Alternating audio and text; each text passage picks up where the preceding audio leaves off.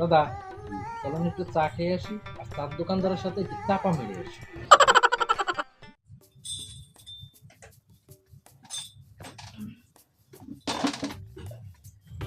ভাই, আমাকে দুইটা চা দিয়েন। আচ্ছা ভাই, দিতেছি। দাদা, কি খবর? আর দাদা বলেন না, কোটিপতি হওয়া যে কি জ্বালা।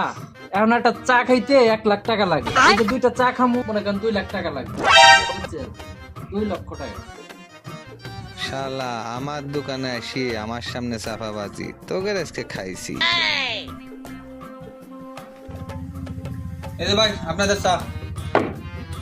ঠিক আছে ভাই।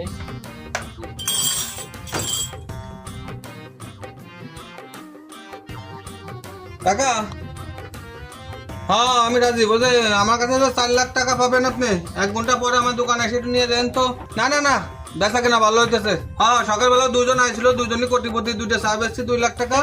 আবার এখনো যে দুজন আসছে ওরাও দুজনই ভালোই কোটিপতি, 2 লাখ টাকার মতোই হবে। আপনি আসেন, একটু পরে এসে আপনি টাকাটা নিয়ে যান। আচ্ছা ঠিক আছে।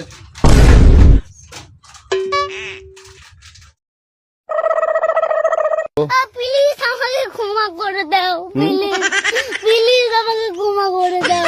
কেমন লাগে চাপাবাজি সব জায়গায় পাগল।